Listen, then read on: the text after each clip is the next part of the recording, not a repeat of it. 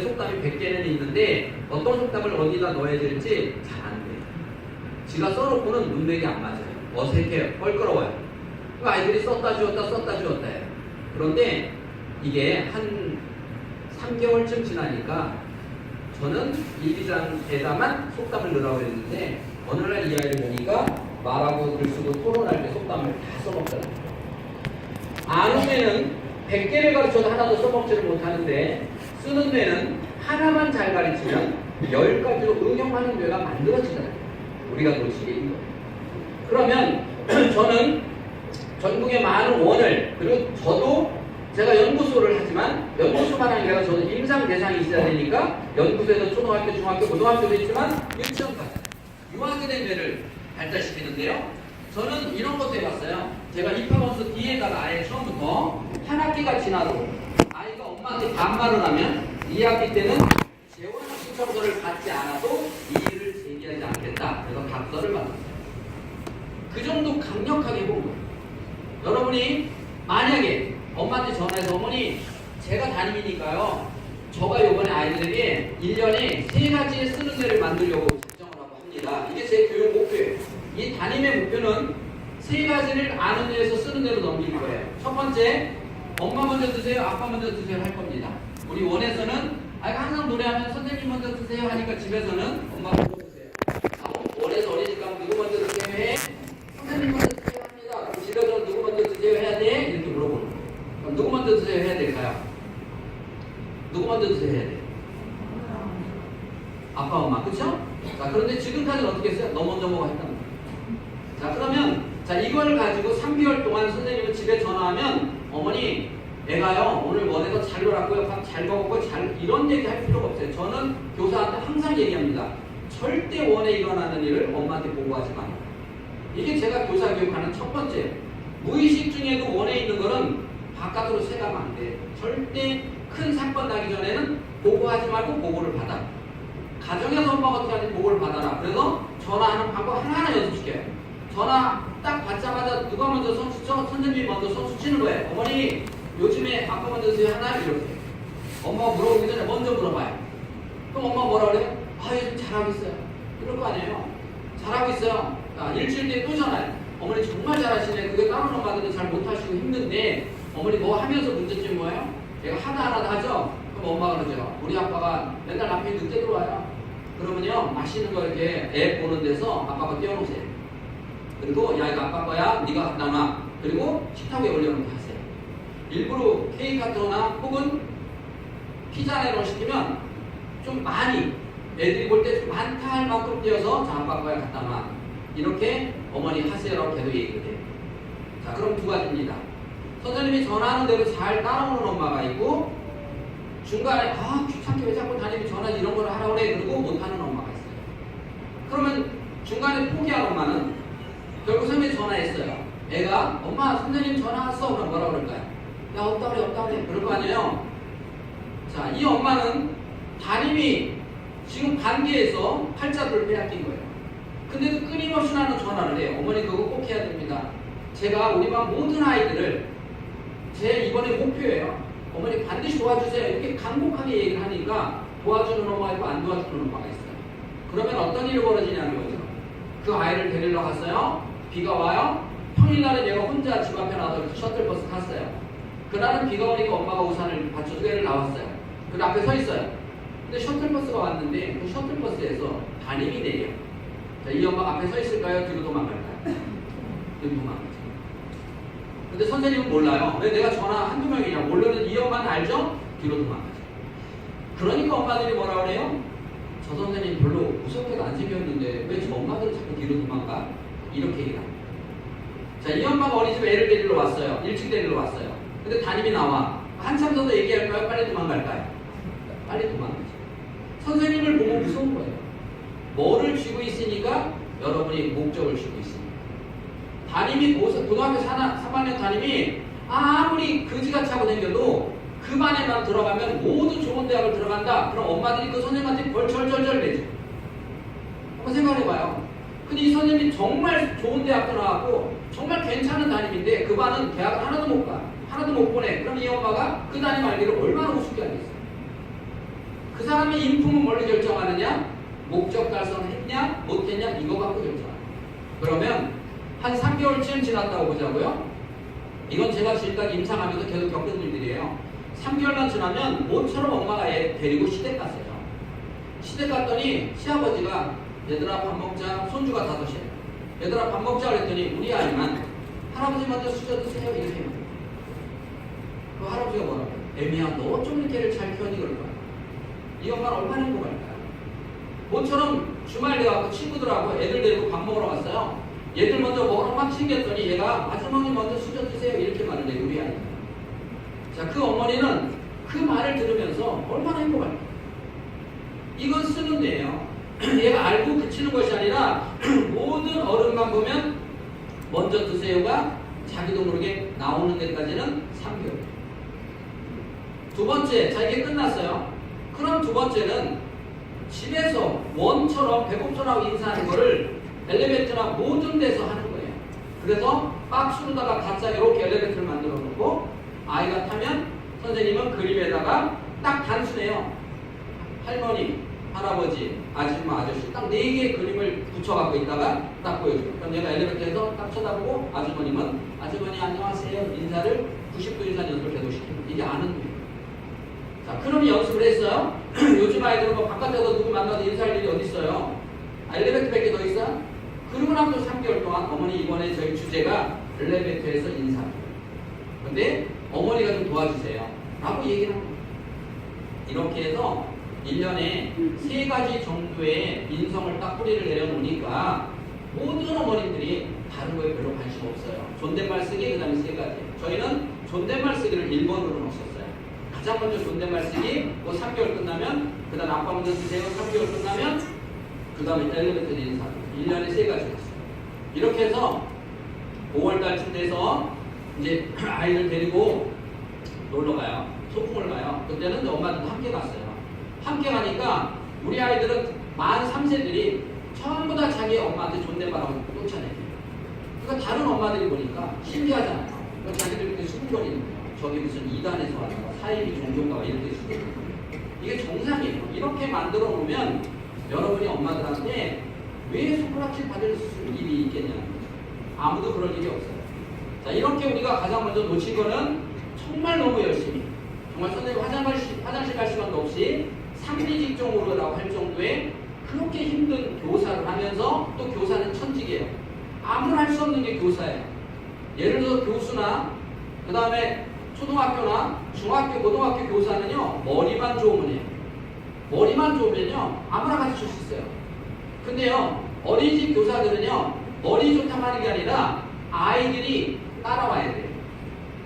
따라와야 돼요.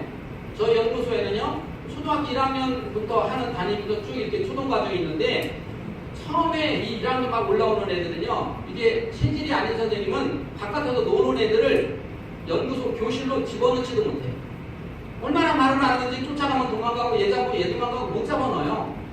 그런데 20명 가까이 되는 아이들을 병아리처럼 이렇게 몰고 다니는 거는요 머리 좋다고 되는 게 아니라 여러분은 하나님이 준 천직을 갖고 태어난 사람이에요. 그건 아무나 하는 사람이 아니에요. 그런 소중한 천직을 갖고 있음에도 불구하고 세계에서 가장 대우받는 나라가 바로 한국이에요. 근데 우리나라 교실에는요 교재 교구는 세계에서 가장 많은데 왜 가장 배우를 못 받냐? 가장 목적 달성을 못했기 때문에 우리가 뇌를 몰라서 너무나 본질적인 걸 놓친 거예요. 그러면 아이들은 어떻게 아이들에게 내가 교사로서 무엇을 가르쳐야 되느냐라고 생각하지만 교사는 가르치는 사람이 아니에요. 내가 오늘 무엇을 가르칠까? 이거는 중고등학교 지식을 전달하는 사람이 가르치는 거예요. 여러분들은요 혹시 이런 거 봤어요? 인도에서 늑대 소녀라고 혹시 들어보셨나요? 늑대 소녀. 여자의 2아이가요 늑대하고 살던 애가 구조됐어요. 그래서 미국의 유명한 심리학자가 내가 한번 쟤들을 입양해서 키우겠다 해서 자기가 입양을 했어요. 그래서 이제 입양하는 거를 매번 촬영을 하면서 이제 그게 세계에 알리게 됐죠. 그 다음에 구소년에서 3살짜리 여자애를 잃어버렸어요. 근데 얘가 나중에 어디서 발견이 됐냐면 들개무리에서 사람이 하나 있다고 신고가 돼서 911 가서 구조했는데 여자애예요. 근데 얘가 이제 구조가 됐어요.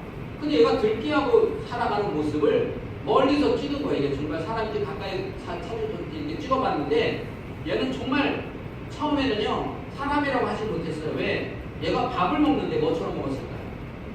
개처럼. 말할 때는요 말은 사람처럼 했을까요? 개처럼 했을까요? 개처럼요. 그러면 이 아이의 가치관과 철학은 뭐였을까요? 그것도 개였어요. 사람은요 늑대하고 살면 늑대가 되고 개하고 살면 개가 된다. 맞아요? 틀려요? 맞죠? 자 그러면 이번에는 거꾸로 개 한 마리를 내가 데려다가 10년을 길렀어요. 어느 날 나처럼 밥 먹고 말하는 개가 혹시 주변에 있을까? 그런 게 봤어요? 왜 그럴까요? 왜 사람은 몇 년을 개하고 살면 개가 되는데 왜 개는 사람하고 살아도 원숭이는 사람하고 살아도 사람이 안 될까요?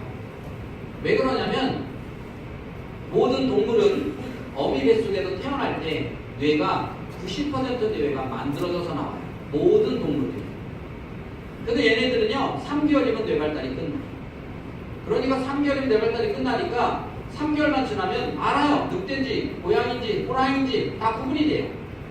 유일하게 인간만 뇌가 100줄 태어나서 사람은 한 3년, 2년, 10년에서 13년 정도 되는 게 개로 말하면 3개월. 소는요 이렇게 덩치가 커도 어미 뚝대도 3개월이고 살아요. 사람은 달라요. 사람은 10년이 넘어야 돼요. 그래서 사람은 어떻게 해서 뇌가 발달되느냐라고 하는 거예요. 정말 중요한 거는 바로 이런 거예요. 개가 3살짜리가 잃어버렸어요. 개한테 갔어요. 개가 너 이리 와. 나처럼 밥 먹어. 라고 아이한테 혹시 언어 교육 같은 거 몰래 시켰을까요? 아이한테? 그럼 아이한테 너 이리 와 나처럼 먹어. 라고 밥상머리 교육을 애한테 시켰을까요? 아무 교육도 안 시켰는데 사람을 개로 만들었어요. 아무 교육도 안 시켰는데 사람을 개로 만들었어요. 먹는 것도 행동하는 것도 가치관도 철학이에요. 대단한 개들 아니에요? 그렇죠? 대단한 개들이죠? 나는 사람이 사람을 비싼 교재와 비싼 교구를 그렇게 많이 써가면서 3년을 가르쳤는데 인성교육 하나도 못 가르쳤어요. 개는 사람을 개로 만들었어요. 놀라우지 않나요? 그 무슨 사실일까요?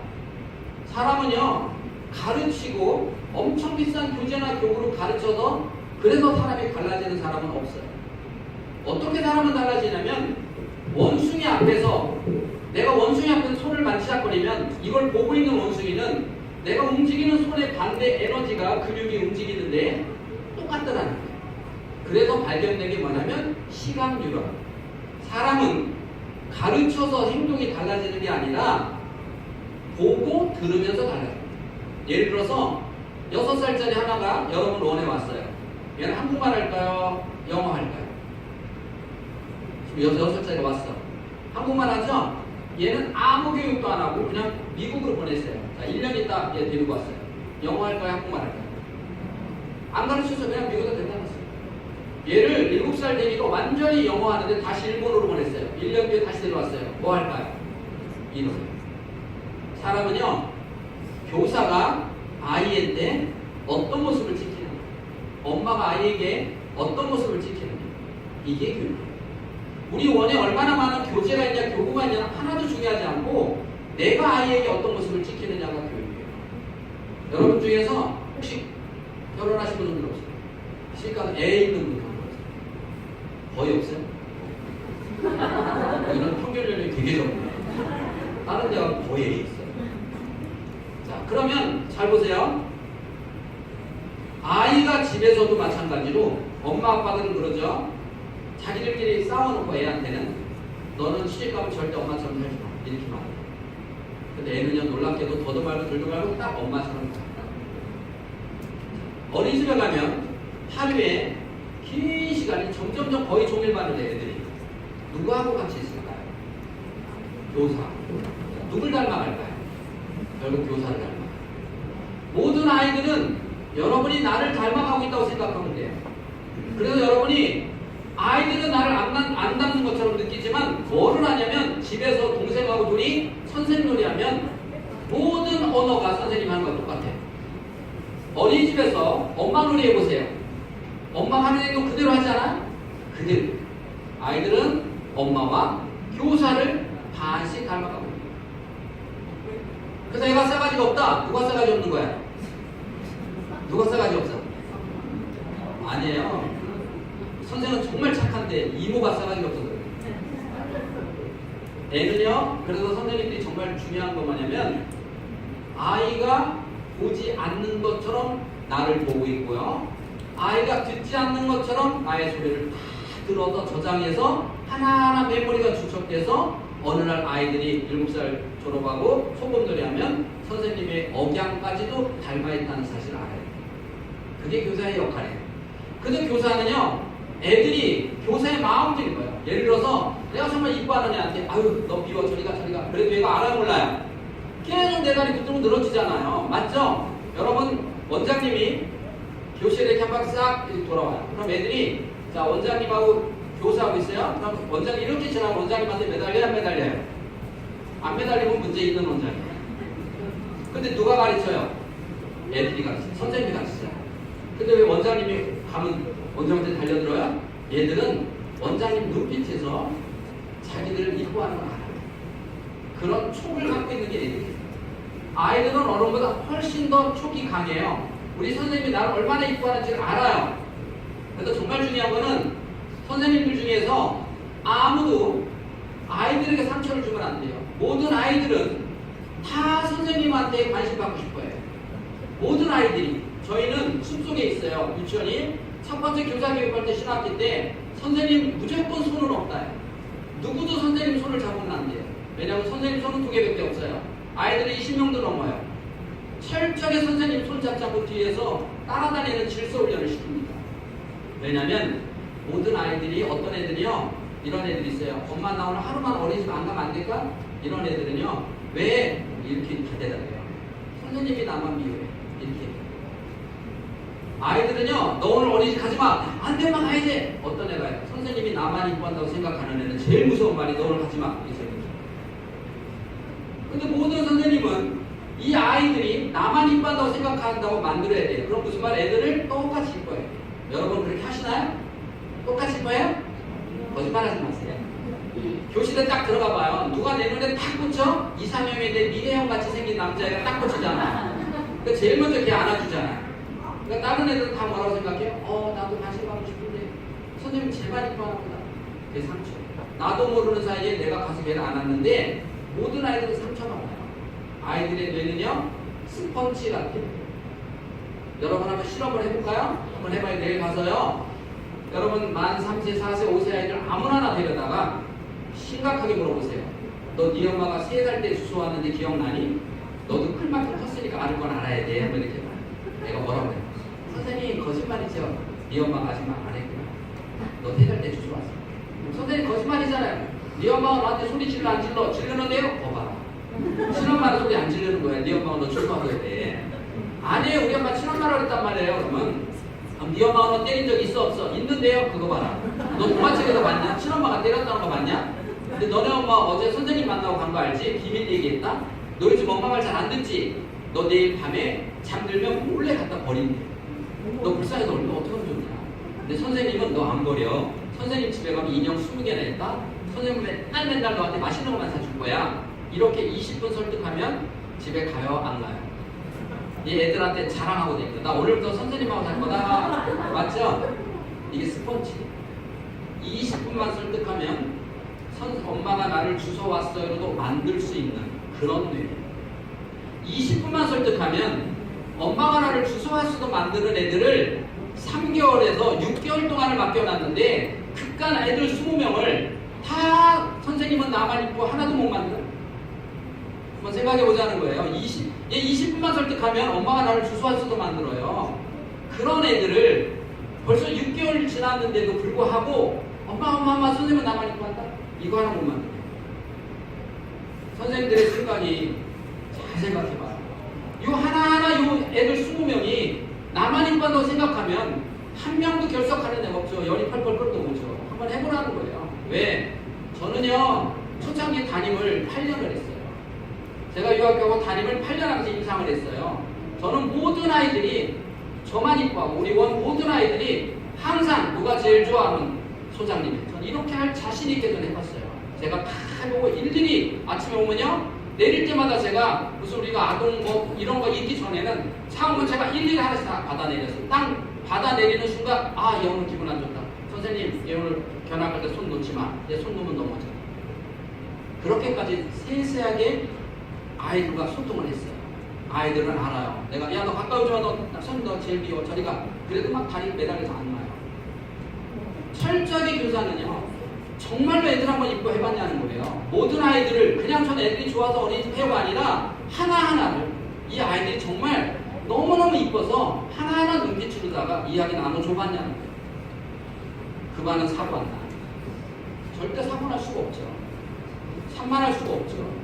선생님이 나만 이뻐한다고 왜 저 뒤에서 뛰어댕겨요? 선생님한테 쓰다듬 받고 싶어서 가사 앞에 선생님이 나만 미워하는 애들은요 저 뒤에서 쳐다봐요. 나 선생님 앞에 있는 애 쓰다듬는 거를 그럼 그렇지 쟤만 이거 아니네 그럴 줄 알았어. 오늘 엄마한테 읽을 거야. 이렇게 돼. 그래서 아이들이 어떤 애가 돼? 부정적이 돼. 선생님 얘 좀 보세요. 선생님 우리 반에 자꾸 애를 읽는다. 그럼 뭐예요? 얘가 선생님 저는 착한 애예요. 저 좀 이뻐해 주세요. 얘는 나쁜 애예요. 이거예요. 우리 반에는 자꾸 읽어요. 그 담임이요 문제 심각한 담임. 얘가 선생님이 나만 이뻐하는데 읽을 일이 있어? 왜 선생님한테 읽느냐고. 선생님이 나만 이뻐하는데 나를 안 이뻐하는 것처럼 느끼니까 불안해. 누구 이뻐하는 것 같아? 얘. 근데 자꾸 얘를 읽는 거예요. 집에서도 이제 형제가 둘이에요. 이 둘이가 서열을 정확히 정해주지 않으면 큰 애는 작은 애를, 작은 애는 큰 애를 엄마한테 읽어요. 계속 읽어요.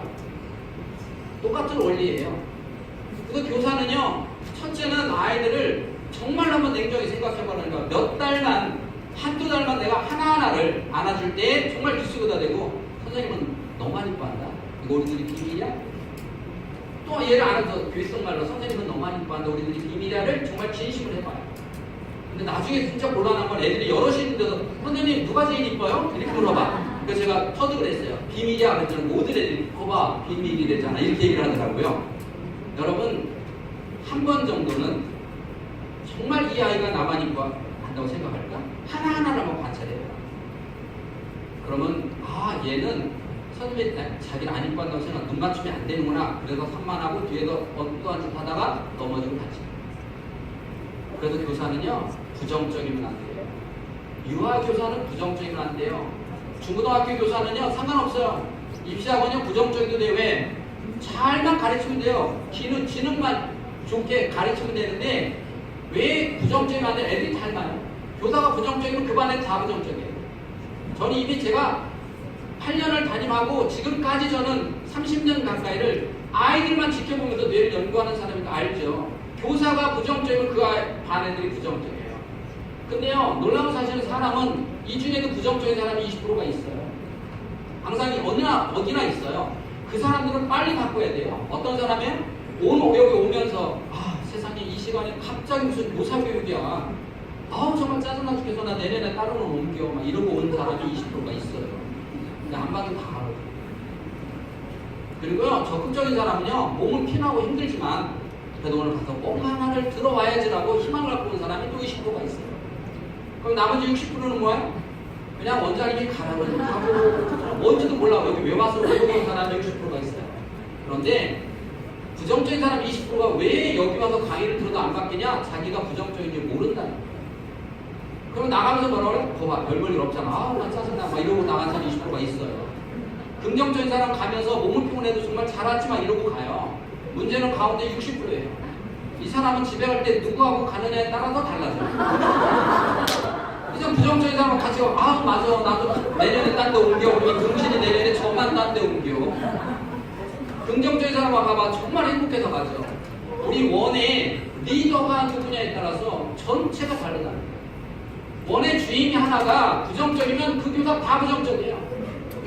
그걸 아셔야 되는 거예요. 정말 중요한 거예요. 여러분 보세요. 학부모 중에 부정적인 사람이 있다고 생각해보면 얼마나 힘든가. 학부모가요 애 보내놓고 하나도 트집을 잡아요. 선생님 왜 청바지 입고 다녀요? 왜 머리에다 염색을 했어요? 왜 장발을 길어요? 짧아요? 별의별 걸 다 트집 잡다 왜 도시락에 김치국물 묻어서 그냥 보내요? 그럼 김치국물 묻지 흙물 묻어 보내냐고. 엄청 짜증나게 하는 엄마 있어요 없어요? 그 하나가 나머지 20명보다 더 힘들게 하는 엄마가 있어요. 근데 이 엄마는 이런 말도 잘해요. 선생님 우리예요 2시 차로 보내지 말고 4시 차로 보내주세요. 이런 말도 잘해 이 엄마는요. 근데 뇌는요 얼마나 신기한 줄 아세요? 애들 한글을 수를 가르치다 보면 1, 2, 3 이렇게 써야 되잖아요. 거꾸로 쓰는 애가 있어요. 그런 애 있죠? 네. 엄마가 가르치는 거야. 얘 3은 이렇게 쓰는 거야. 다시 써봐. 그랬더니 또 거꾸로 써요. 그럼 엄마 뭐라 그래? 2번까지만 참는다. 똑바로 써라. 이게 뭐야 도대체? 그런데 얘가 또 거꾸로 썼어요. 걔 그날 맞아 죽었다. 넌 지혜가 나와갖고 어떻게 3 하나를 5번을 가르쳐도 거꾸로 쓰냐고 막 두드럽했어요. 그 다음날 이리와 다시 써오라면 얘가요 1, 2, 4, 5, 6 이렇게 써요. 3을 내가 버려버리는 거예요. 이렇게 스트레스 엄청 주는 엄마가 선생님 우리 아이 2시차로 보내지 말고 4시차로 보내세요. 그럼 뇌가요 뇌 그러고 버려버려요 그거를. 그래갖고 2시차로 보내요. 그러니까 난리가 나는 거예요 원이. 그럼 원장님 뭐라고 그래요? 선생님 잊어버릴 사람 걸 잊어버려야지. 앞으로 그러면요 얼른 옆반에다 얘기해줘야 돼. 선생님 우리 얘 2시차로 보내야 된다 얘기해야 돼요. 나는 뇌가 버려버려요. 그러니까 그 엄마 하나 때문에 이 담임이 1년 내에 울고 다녔어요. 6살 담임. 그러면 뭐라 그래요? 원장님, 나 정말 6살 못하겠어요. 나 이 엄마 때문에 정말 짜증나요. 내년에는 7살 갈 거예요. 좀 큰 애들 하고 싶어요. 알았어, 내년에 7살 있어요. 11월 달에 재원 신청서 보냈더니 이 엄마가 1등으로 보냈어. 이 엄마는 성격이에요, 성격. 1등으로 보냈어요. 재원 신청서 보는 순간 선생님 가슴이 철렁해 안 해? 철렁하죠. 자, 이원에 있고 싶어? 떠나고 싶어? 떠나버리고 싶어요. 그렇잖아요. 그렇게 이 엄마가 힘들게 하는 거예요. 그런데 제가 보니까 여러분만 그런 게 아니더라는 거예요. 12월 달 되면 여러분도 선생님, 원장님이 이제 면접을 해요. 선생님 내년에는 어떻게 할 거야? 원장님 저 시집갈 때까지 여기 있어야죠. 시집 가서도 근무할 거예요. 원장도 가슴이 철렁해. 니네가 철렁합니다. 이거 나가라고는 못하고 그 집에 가서 그날 밤새 잠을 못 자. 저거 어떻게 내보낼까? 그렇잖아요. 그 내보내니 그거 곱게 나가겠어요? 그러니까 밤새 잠을 못 자. 어차피 와 근무하는 거. 원장님 저 경험사학교에서 내년에 딴 데 한번 가보고 싶어요. 원장님이 자존심상 잡지는 못하고 알아서 딴 데 갔다 와 라고 해놓고는 잠을 못 자. 저도 근데 잡아야 되는데. 그리고 결국 원감한테 전해서 원감은 네가 한번 잡아봐. 어떻게 잡아봐. 이렇게 어차피 내가 근무하는 거 나는 누구냐는 거죠. 여러분 혹시 그 사람이 나일 수도 있어 웃지 마세요. 너야. 옆 사람 웃지 마. 근데 인간은 왜 그걸 모르는 줄 아세요? 사람의 가장 큰 단점은 내가 누군지 모른다. 여러분이 가장 큰 딜레마는 뭐냐면 여러분이 어떤 교사인지 나만 모른다는 거예요. 옆반 교사들은요 내가 어떤 교사인지 정확하게 말해줘봐. 명확하게 나와요. 나만 몰라요. 이게 인간이에요. 인간의 뇌는요 다른 사람만 보도록 돼 있어요. 성경에 그렇게 돼 있어요. 1400년 전에 소크라테스도요 네 자신을 알라고 그랬어요. 성경에도요 다른 사람 눈에 티끌을 보지 말고 네 눈에 대들보를 보라고 했어요. 그래서 무슨 말이에요? 다른 사람에 있는 티끌은 너무나 잘 보면서 내 눈에 있는 들보를 못 본다는 거예요. 이게 인간의 뇌예요. 그래서 교사들이요 다른 사람 딱 보세요. 어떤 교사는 어떤 문제 다 아주 읊어요 읊어. 그리고 원장 선생님이랑 스님 너 선호에서 끝나고 커피숍 가봐. 2시간 동안 원장 욕해도 아직도 남고 있어. 이만큼 나쁜 점이 다 보여요. 근데 문제는 자기만 못 보는 거예요. 자기만 못 보는 거예요. 여러분이 어떤 사람인지 알려면요 CCTV를 설치하는 거예요. 여러분 한 사람만 따라다니면 돼요. CCTV가 선생님만 따라다니면 이 사람이 정말 교사인지 아닌지 금방 아는 거 아니에요. 그렇잖아요? 그러면 결혼한 사람들 다시 한번 손 들어봐요. 내가 정말 좋은 거 가르쳐줄게요. 결혼한 사람들은 내가 누군지 CCTV 설치하지 않고도 아는 방법이 있어요.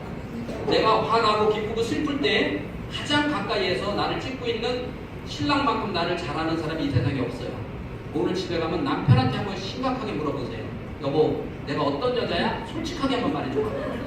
그러면 남편이 다시 물어봐요. 진짜 솔직히 말해도 되냐?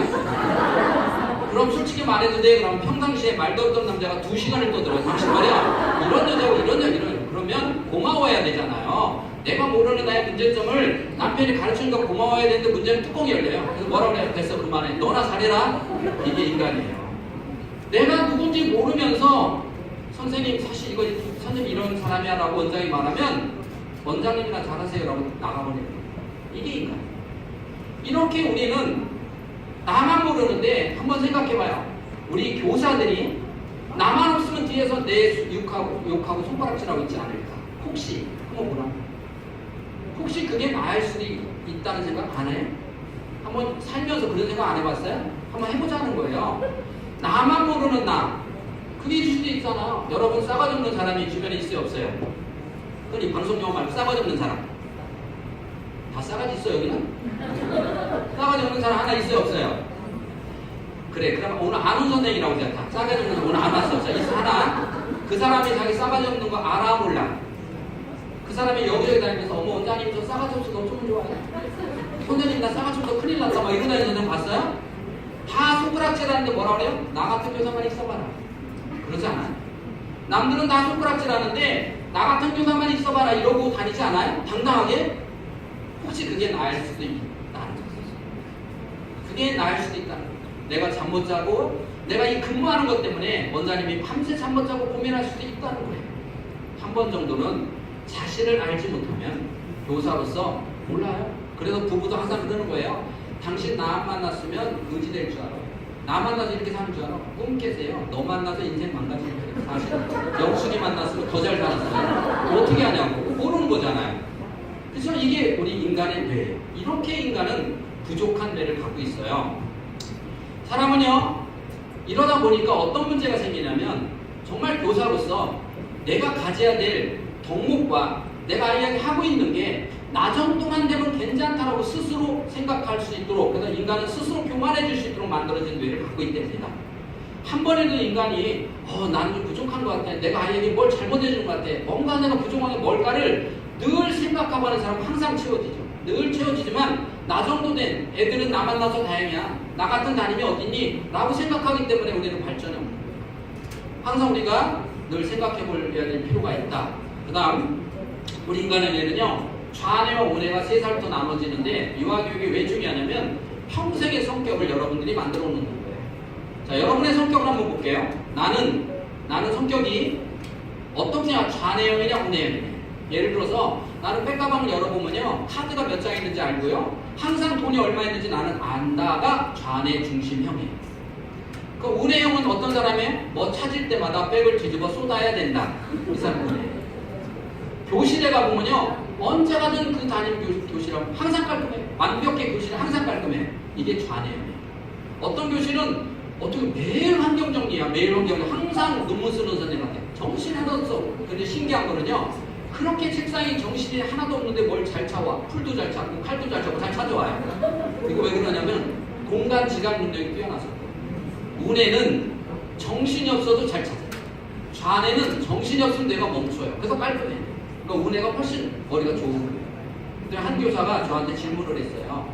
박사님 저는 무슨 뇌예요? 왜요? 그랬더니 저희는 교실이요 정신이 하나도 없어요. 근데 잘 찾지도 못해요. 이런 뇌는 무슨 뇌예요? 저한테 질문을 해요. 뭐 간단하죠. 그건 정신 나간 뇌야. 한 방에 알려줘. 자 그러면 나는 좌뇌형이다 우뇌형이다. 난 2,000원을 빌렸어. 근데 안 갚았어. 좌뇌형아? 이건 좌뇌형이야. 2만 원을 빌려주고도 잊어버려. 이건 우뇌형이야. 자 이제 물어볼게요. 난 들어보니까 좌뇌 같다. 한번 좀 들어보세요. 내리세요. 난 들어보니까 우뇌 같다. 좀 들어보세요. 자 그러면 내는 좌뇌야. 반듯해야 되고요. 완벽해야 되고 절대 다른 사람들 피해주면 안 돼요. 결혼했어요. 우리 남편은 더 좌뇌. 우리 남편은 얼마나 좌뇌냐면 일주일에 한 번씩 매직 갖고 와서 조메리통에다 금 굽고 다녀요. 당신 이번 주에 간장은 여기까지 써라. 기름은 막 이러고 다녀요. 자 이렇게 만나니까 행복할까요? 불행할까요? 이게 사실은요 가장 행복한 거예요. 자 결혼해서 살아보니까 부부는 맞아서 싸워요? 안 맞아서 싸워요? 이 부부는 얼마나 잘 맞아요? 부인이 빗자루 잡아 남자가 벌레 갖고 3시간 따요. 둘이 앉아서 수건개요? 30cm 작아서 딱딱 재면서 개요. 그러니까 30분 만에 수건 7장 개놓고 앉아있어요. 남들이 볼 때 깜깜하지만 두 사람은 정말 행복한 거예요. 자 그런데 왜 우리 인간은 이렇게 만나면 안 되냐는 거죠. 왜 인간이 이렇게 만나면 안 되냐면 종족 분노, 자녀예요. 여러분 중에서 결혼해서 나중에 우리 아이가 이 다음에 커서 더도 말고 덜도 말고 딱 나 같은 인생을 살았으면 좋겠다 있어요? 나보다는 어떻게 했으면 좋겠어요? 난상. 내가 고지식한데 남편은 더 고지식해. 누가 태어날까요? 얼마나 끔찍해요. 한번 생각해봐요. 내가 고지식한데 남편은 더 고지식해. 누가 태어날까요? 누가 태어나요? 사람도 아니게. 사랑도 하는 게 태어나죠. 그래서 여러분 연애라고 하는 게 뭔지 아세요? 나하고 성격이 가장 안 맞는 남자를 찾아다니는 게 연애고, 아직 시집 못 간 여자들은 아직도 나하고 가장 성격이 반대인 남자가 안 나타나요. 이 세상에서 나하고 가장 성격이 안 맞는 남자가 나타나요. 예를 들어서 내가 마음이 여리다, 강한 남자, 소극적이다, 적극적인 남자, 좀 몸이 게으르다, 부지런한 남자, 뭘 잘 안 먹는다, 잘 먹고, 말르면 찌고, 작으면 크고, 이런 남자를 찾아다니는 것을 우리가 연애라고 해요. 그러다가 이 세상에서 나하고 가장 성격이 안 맞는 남자가 나타나면 뇌에서 이상 호르몬이 나와요. 그걸 보고 우리가 콩깍지가 씌웠다 그러는 거예요. 그래서 시집을 가요. 그게 안 나오면 노처녀 그러는 거예요. 이해하셨죠? 자, 그러면 잘 생각해봐요. 결혼한 분들에게 물어볼게요. 그래도 연애할 때 나 좋다고 따라다니는 남자가 혹시 이 남자 하나였었나요? 조금 있었나요? 어땠어요? 있었어요? 없었어요? 있었죠? 그 남자 중에서 지금 남편은 직장이 없었어요. 자, 직장이 없으면 집안이 좋으면 괜찮아. 그치? 근데 집안도 안 좋아. 그러면 학벌이나 무슨 뭐 박사냐? 그것도 아니야. 초등학교도 안 나왔어. 그럼 인물이나 배용준이냐? 코미디언이야. 하나도 마음에 드는 게 없어. 자, 이 남자 장가 가면 못 가? 못 가. 할 수 없이 내가 가줘야 돼. 라고 내가 그 남자한테 시집을 갔냐? 그래도 이 정도 되면 내 인생을 맡겨도 아깝지 않다라고 생각해서 간 겁니다. 전자야, 후자야? 자, 이 정도 되면 인생을 맡겨도 아깝지 않다라고 고르고 골라서 간 거 맞죠? 근데 지금 생각해봐. 눈 감고 찍어도 그런보다 나는 찍어. 어떻게 안 맞아도 그렇게 안 맞아. 주택복권이야.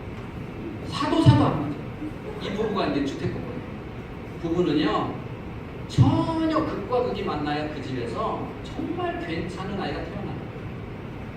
그러니까 운에는 즉흥적이에요. 계획성이 없어요. 주말에 TV 보다가 야 멋있다 그러면 짐 싸 그냥 바로 떠나요. 이렇게 계획성이 없어요.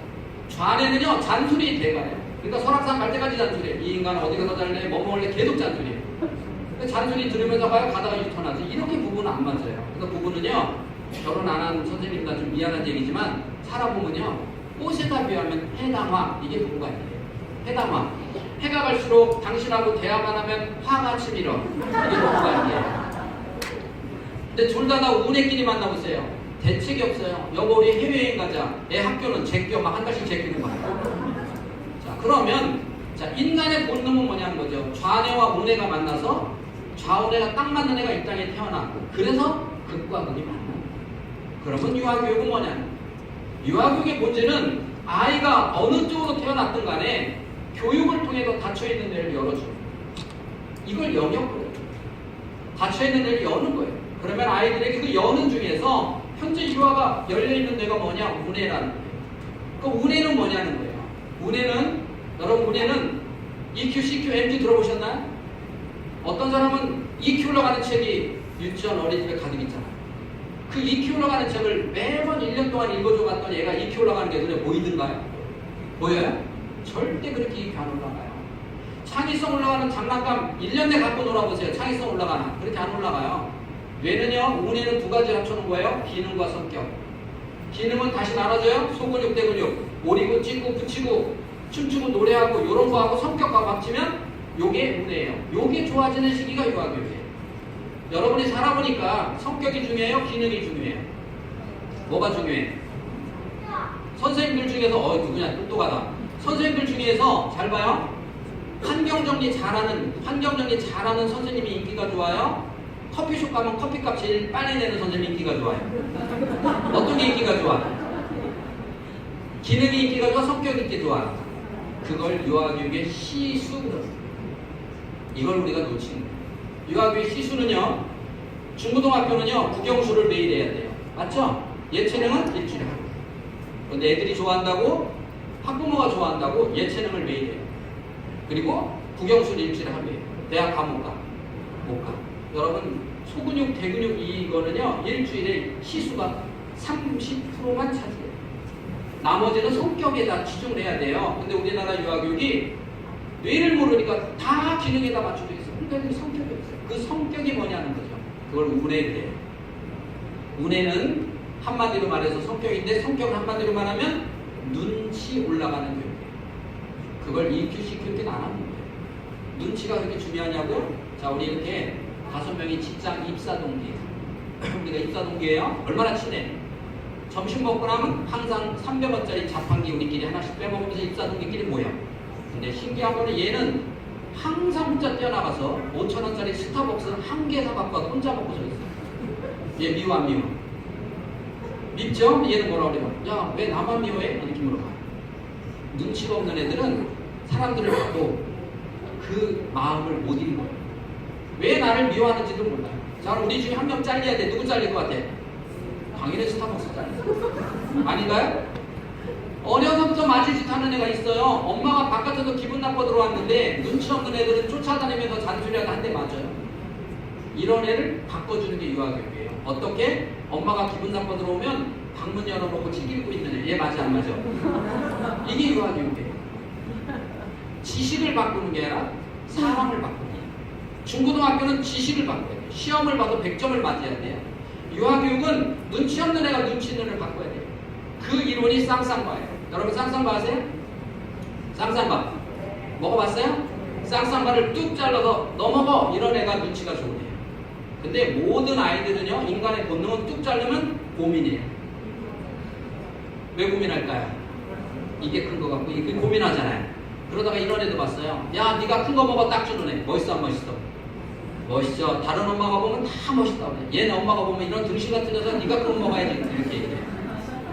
자, 네가 큰 거 먹으라고 딱 주는 애가 나중에 리더예요. 그 받아먹는 애가 어떤 생각할까요? 다음에 반장성한테 찍어야죠. 이 생각 해야 안 해요? 하죠. 그쵸? 이런 애도 있어요. 뚝 잘라도 고민하다가 한 입 벼먹고 주는 애. 있어요 없어요? 있어요. 자, 그런데 한 입 벼먹고 주는 애든 그냥 큰 거 주든 작은 거 주든 주는 아이들 입에서는 수학적 공식하고 안 맞는 언어가 나와요. 어떻게? 딱 주면서 너도 내일 큰 거 줘. 한 입 벼먹고 주면서 너도 내일 벼먹고 줘. 이래야 되잖아요. 근데 주는 애들은 잘 봐요. 딱 주면서 이렇게 말합니다. 목에 힘을 탁 주면서 야, 내가 내일 또 사줄게. 이렇게 말해요. 내가 내일 또 사줄게.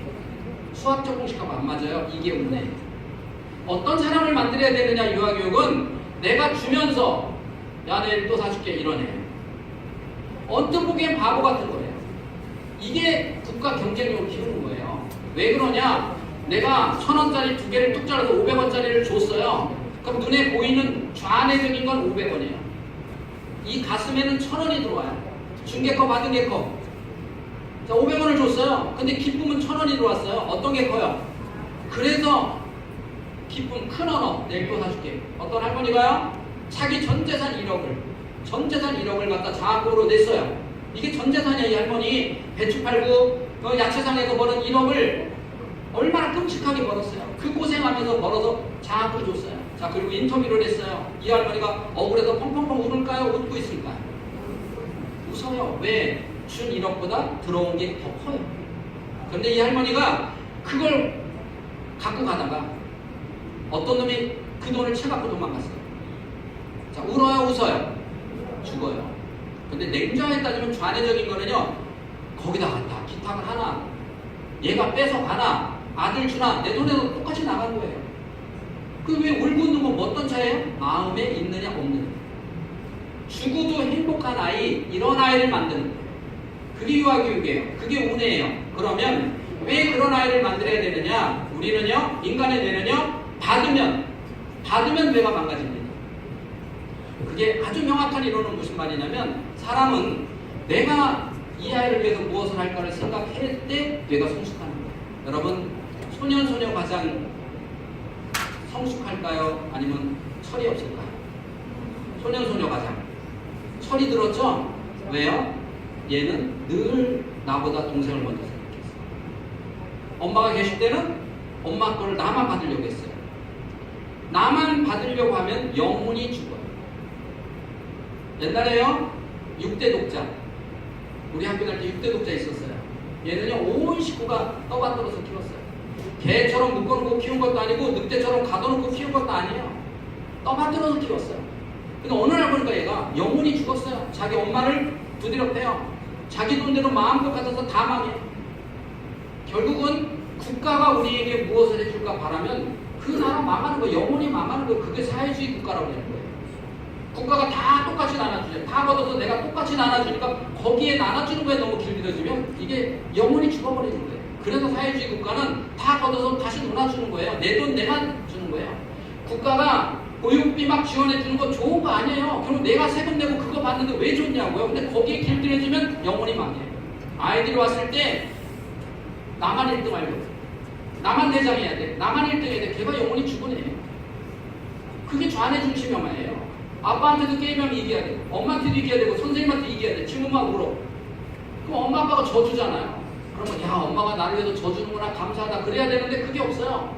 누가 뭘 해주든 얘는 감사함이 없어요. 지가 잘해서 이긴 줄 알아요. 지가 그런 끔찍한 애를 키우면 어떡하겠어요. 지가 잘해서 이긴 줄 알아요. 근데 친구들은 안 져줘요. 그럼 내가 얘하고 했더니 얘가 나를 이겨.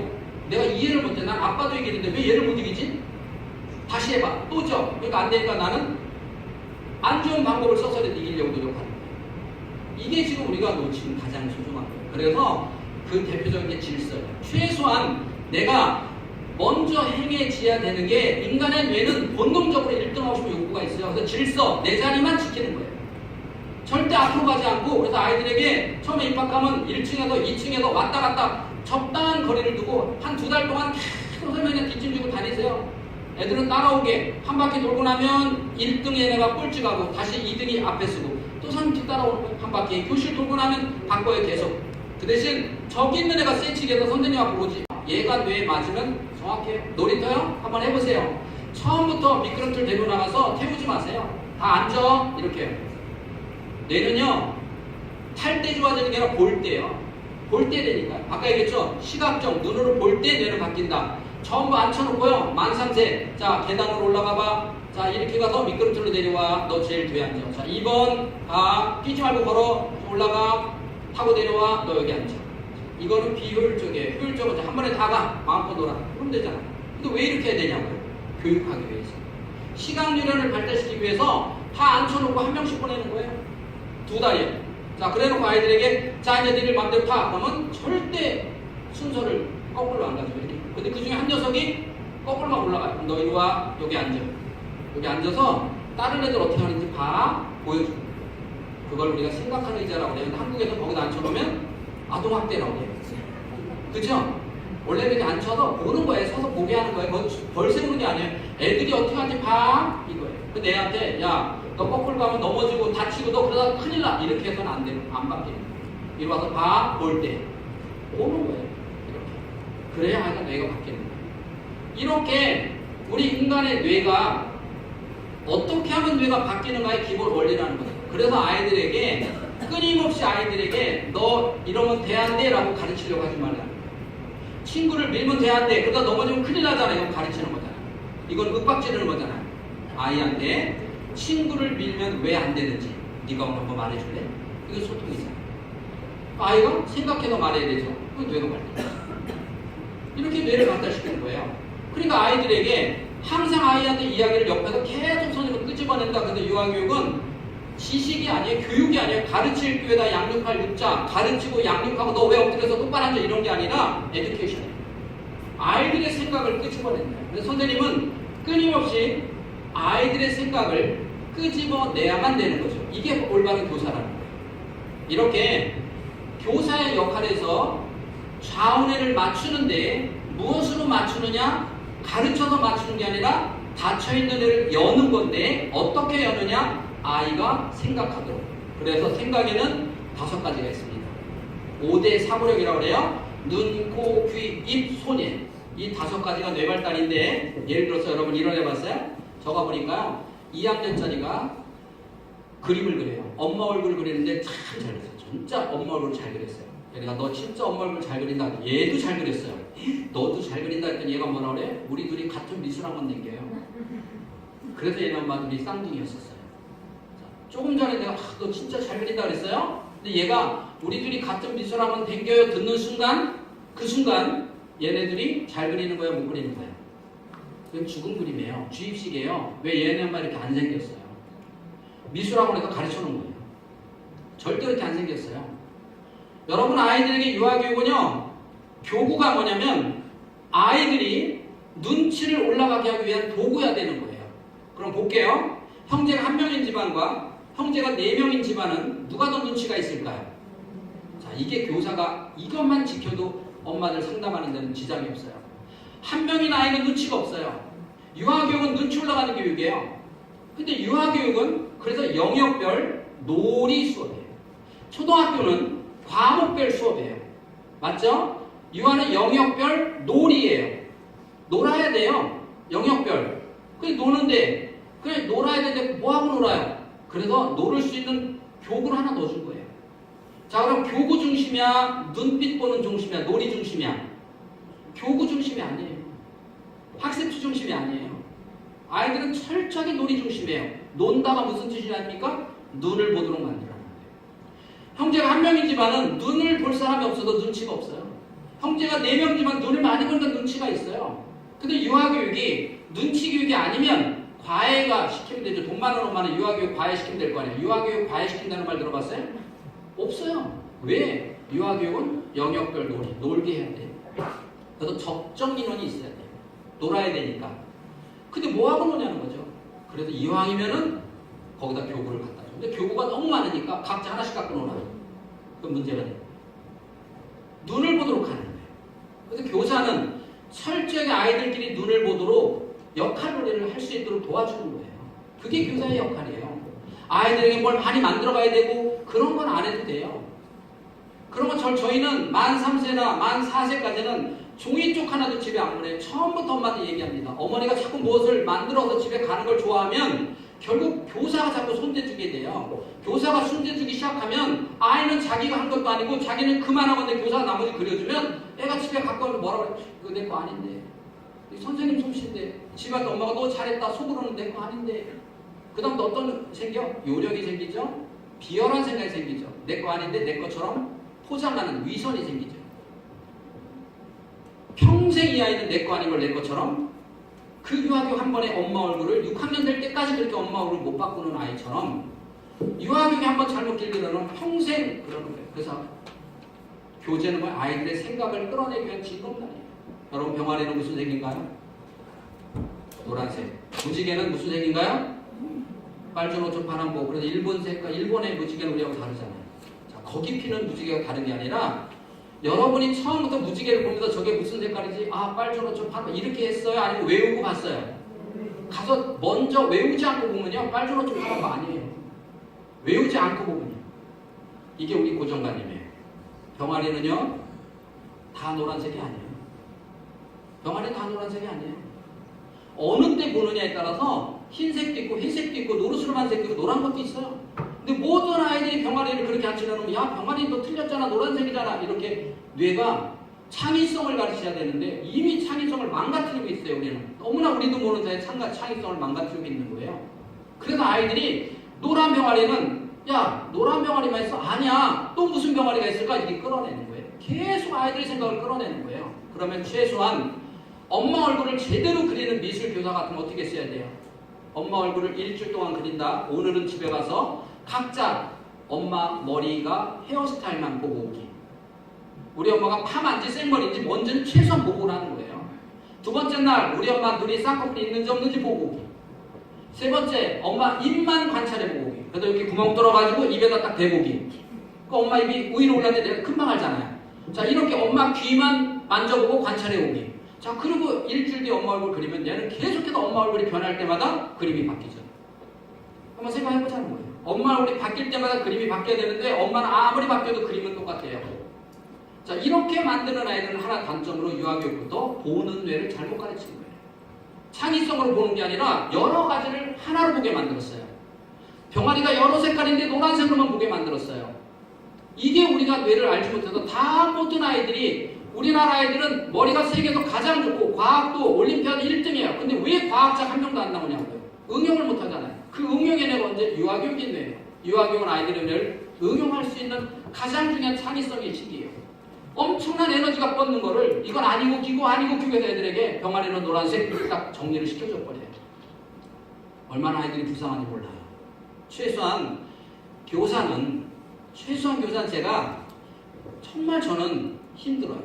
오늘도 여기 와서 강의하고 어제도 종일, 내일도 또 3시에 한 번, 또 저녁에 무슨 송년회에서 또 무슨 강의해달라고 힘들어요. 또 나 오늘 끝나면 또 울산으로 가서 서울까지 가야 돼요. 저 교사 몇 명 놓고 강의하는 거요. 저도 사실은 짜증나요. 왜냐면 내가 교사 몇 명 놓고 강의하느니 차라리 큰 강의하고 말죠. 그런데 저는 교사 교육은요, 참 행복하게 해요. 원장 교육이나 교사 교육, CEO들 강의 같은 거는 별로 준비 안 해도 내가 교사 교육은 많이 준비한 이유가 왜냐면 교사 하나가 제대로 바뀌면 1대 20이에요. 1대 15예요. 매년 15명의 아이들이 정말 3가지의 기본 쓰는 뇌를 만들어서 아빠 먼저 드세요, 존댓말 뭐 3가지를 만들어 놓고요. 이 아이들에게 창의성을 열어놓으면 결국 앞으로 20년, 30년 뒤에 이 나라의 미래는 선생님들 손에 달린 거예요. 근데 우리는 지금까지 한국을 누가 지탱해 왔냐면 미술학원이라고 하는 것부터 유아교육 시작돼 왔어요. 유치원들이 별로 없었잖아요. 그때만 해도 학습지 많이 하는 게 자랑인 줄 알았어요. 그래서 아이들의 생각을 하나로 폭을 넣어놨어요. 그래서 지금 아이들이 가장 창의성이 없는 시대를 살아가고 있는 겁니다. 그리고 두 번째는 여러분이 볼 때요, 너무나 많은 엄마들이 정상인데 환자예요. 무슨 말인지 아세요? 정상인데 환자예요. 엄마들 보세요. 얼마나 이뻐요. 엄마들 뭐 쌍꺼풀도 다 똑같이 해놓고 다 이뻐요. 그죠? 옷도 이쁘고 다 이쁘죠. 엄마들 다 이쁘고 정상이에요. 근데 어느 때 보면 이 엄마가 환자냐면 애가 다쳐보면, 애가 조금만 다쳐보면 정상이 아니에요. 그거 못 느끼세요? 그럼 아빠는요? 더 정상이에요. 그런 옆에서 어떤 엄마가 다 차라리 환자면 병원에 입원을 시키는데 다 정상이에요. 근데 애가 다쳐보면, 조금만 다쳐보면 완벽하게 뒤집어져요. 왜 그럴까요? 이게 둘 만나 잘 키우자 앞세대. 지금 교사들이요, 젊은 교사들 원상들이 다루기 너무 힘들어요. 왜? 조금만 힘들면, 옛날에는 10만원 더 주면 옮겼어요. 그게 한 10년 전에 10만원만 더 주면 원 옮겼어요. 지금은요, 힘들면 옮겨요. 힘들면. 그리고 1년 벌어서 그 다음에 해외여행 갔다 와서 다시 주식해요. 열심히 놀고요. 왜 힘드냐? 그게 뭐가 나쁘냐? 그런 게 아니에요. 지금 여러분은 둘 만나 잘 키우자 앞세대에서 끝부분에서 키운 세대가 그렇게 키우면 뭐가 없느냐? 온통 여러분 키울 때 어머니가 오냐오냐 이렇게 떠받쳐서 키웠잖아요. 여러분들.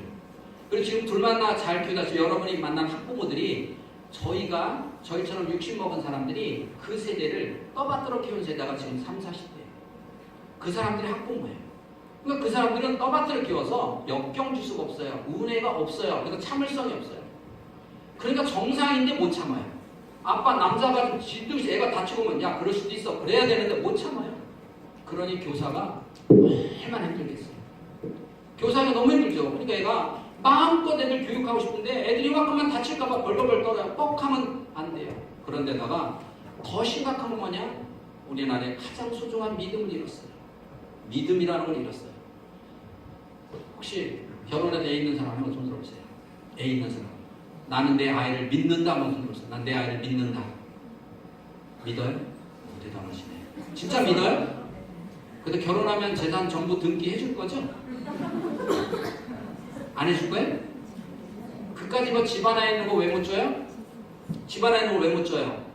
주는 순간 나 양로원 보내버릴까봐 못 주는 거예요. 내가 집안에 있는 거 자식을 주고 나도요, 죽을 때까지 내 돈처럼 갖다 쓸 수 있다는 믿음만 있으면 주죠. 믿음이 없어요. 혹시 남편 믿나요? 남편 믿어요? 우리나라는 세계에서 가장 부부가 믿음이 없는 나라예요. 근데 이혼율이 몇 등? 1등이잖아요. 여러분 잘 생각해. 이혼을 왜 하는데요? 돈 못 벌어서? 아니에요. 믿음이 깨진 거예요. 이렇게 우리는 어느 날 세계에서 가장 믿음 없는 나라인데 우리는 세계에서 가장 믿음이 좋은 나라였어요. 이게 우리나라의 뇌의 특징이에요. 우리나라가 제대로만 키우면 우리나라는 대문 옛날 열어놓고 살았어요? 닫아놓고 살았어요? 열어놓고 뭐예요? 앞집 옆집 뒷집을 믿었단 말이에요. 그렇게 믿은 나라예요. 근데 어느 날부터 이제는 앞집 옆집은 그만두고 내 남편도 못 믿어요. 내 아이도 못 믿어요. 저희 아버님은 20에 결혼하셨어요. 종갓집의 종손이에요. 저희 할아버지가 20살밖에 안 된 저희 아버지에게 재산을 다 줬대요. 우리 아버님만 그런 줄 알았더니 옆에 아저씨들도 그 당시는 다 그렇게 할아버지들이 다 재산을 줬대요. 무슨 말입니까? 부모가 자식을 100% 믿었어요. 형제지간에는요. 저희 아버님 형제가 7이에요. 동생들이 우리 아버님을 못 믿고 형 빨리 데리고 공증서 이런 동생이 하나도 없었어요. 부모가 자식을 믿었고요. 동생들이 형을 100% 믿듯 이런 교육은 못 받았지만 이렇게 믿고 사는 나라가 우리 부모님 세대예요. 이게 우리 부모님 세대. 그런데 어느 날부터 이렇게 소중한 우리가 믿음이 깨졌어요. 내가 내 마누라도 못 믿는데 내 아이도 못 믿는데 어린이집 교사만을 믿겠어요? 원장님만을 믿겠어요? 나라가 무슨 대통령이 한나 밀어? 맨날 촛불 집회하고 못 믿죠? 또 바꿔봐. 또 못 믿어. 바꿔봐. 또 못 믿어. 맨날 청원만 하지 못 믿잖아요. 가장 심각한 우리는 믿음이 없다는 거죠. 원장과 교사 사이의 믿음? 이것을 회복시켜주는 게 뭐냐면 아까처럼 은혜예요. 왜 그럼 이게 없느냐? 어느 날부터 유아교육이라는 게 시작되면서 그렇잖아요. 오히려 아이들에게 유아교육이 믿음을 심어주는 거예요. 은혜요. 근데 우리가 너무나 체계적, 논리적, 순서적인 좌뇌식 교육을 시키는 바람에 믿음이 없어졌어요. 반세기 만에 유아교육이라는 게 딱 시작되면서 믿음이 없어진 거예요. 바로 우리가 해야 할 일은 교재가 아니에요. 교구가 아니에요. 저는 그래서 교사들에게 어떻게 하면 아이들을 5대4로 끌어낼까를 매뉴얼을 만드는 거예요. 매뉴얼을 만들어서 지금까지 100개 유치원에서 이거를 정말 제대로 써서 한 원에 평균 100명 잡아서 10,000명의 아이들의 뇌가 열리고 엄마들에서 집에서 받고 이렇게만 되면 이 나라는 정말 좋은 나라로 가겠다라는 희망을 가지고 저는 지금까지 그 희망의 끈을 안고 31인 제가 91년부터 지금까지 이 길에 서 있는 거예요. 그 믿음 하나 가지고요. 그러니까 여러분들이 아이들에게 해야 될 일은 뭐냐? 배려하고 양보하고 나눠줘서 영혼을 살려야 돼요. 다시 말하면 이게 무슨 말이냐면 배려하고 양보하고 손해보는 훈련을 시켜서 아이가 성숙한 애를 만들어가는 거예요.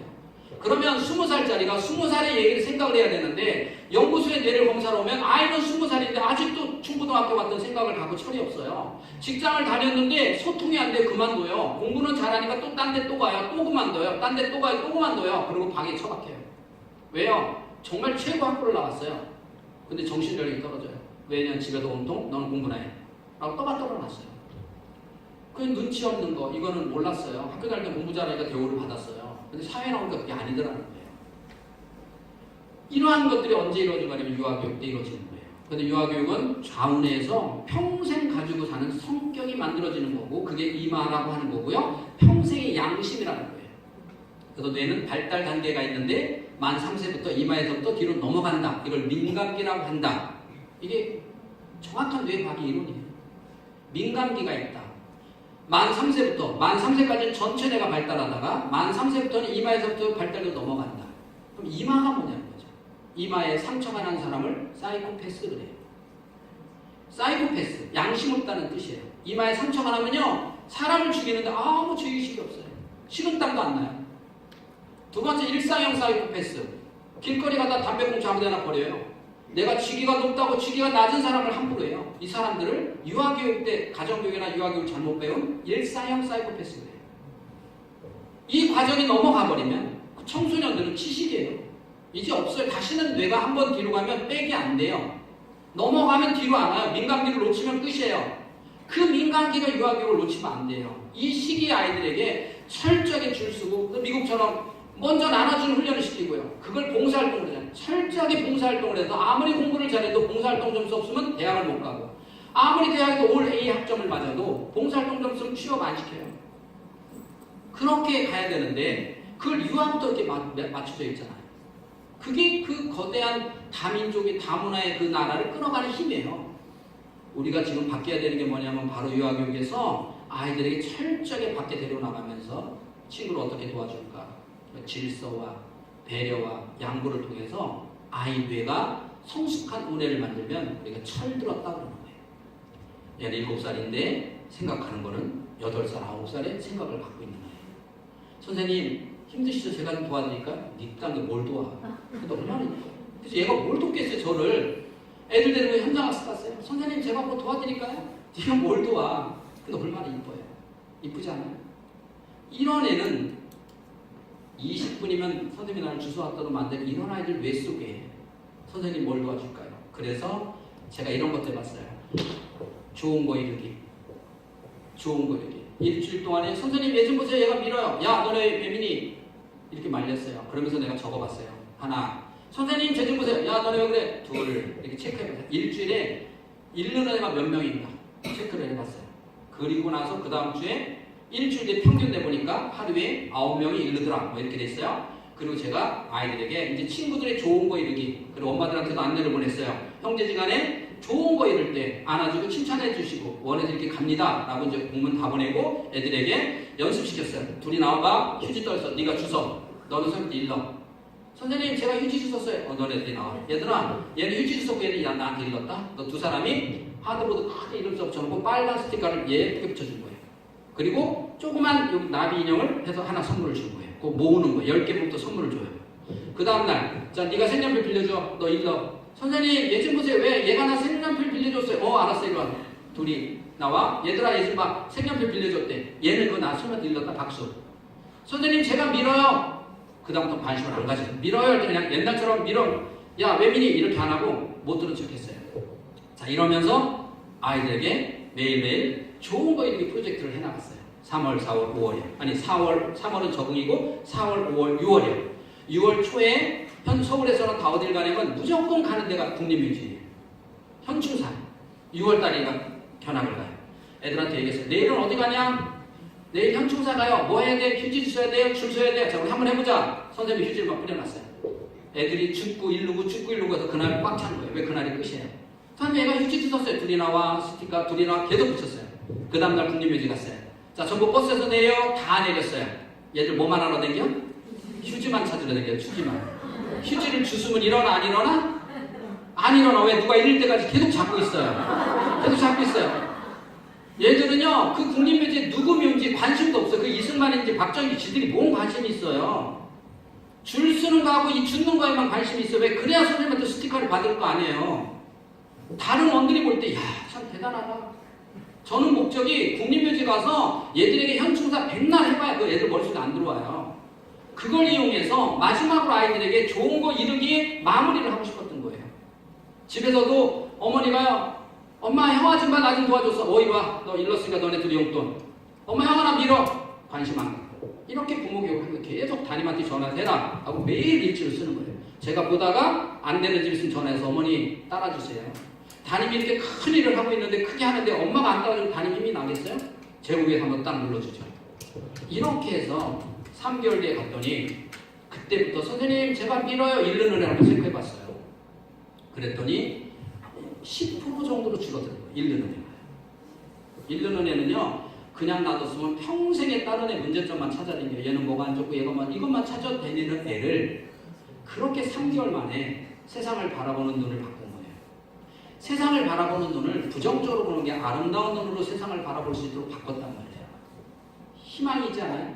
저는 그거 하면서요 얼마나 가슴이 설레는지 몰라요. 이 아이가 살면서 다른 사람을 비판적이고 저는 제가 가르치는 저희 제자들이요 지금 논술은요 서울 지역에서 다 쓸어가고 있어요. 왜? 저는 긍정 논술을 가르쳤어요.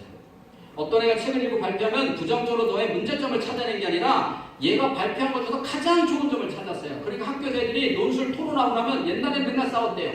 지금 토론하면 너무 친해지는 거예요. 교장님을 보면서 맞다 이거다. 우리나라가 부정적 논술이 안에 논술은 정확하게 부정적으로 가는 게 아니라 긍정적이에요. 그걸 잘못 갔던 거예요.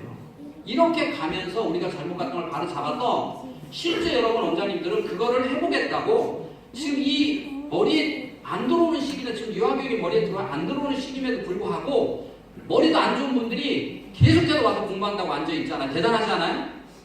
그런 원장님들 때문에 여러분이 오늘 또 저하고 이런 만남이 이루어진 거예요.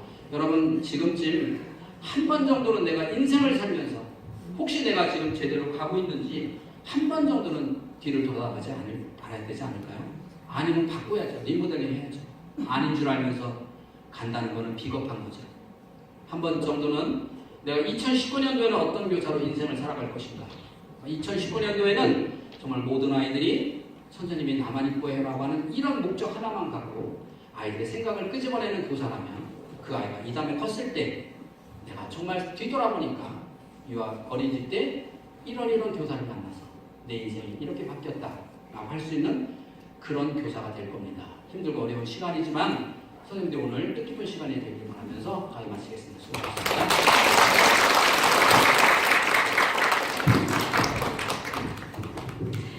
행복한 시간 되셨나요? 네. 진짜요? 네. 아, 이런 말이 있더라고요. 세상을 바꾸는 건 사람이고 사람을 바꾸는 건 교육이라고 합니다. 얼마나 좋은 교육이 아이들을 바꾸고 세상을 바꾸는지 꼭 한번 생각해 보셨으면 좋겠고요. 지금 뒤에 나가시는 홍영표 교수님께 다시 한번 박수 주시기 바랍니다. 조심해서 돌아가시고요. 오늘 말씀 나누셨습니다. 감사합니다.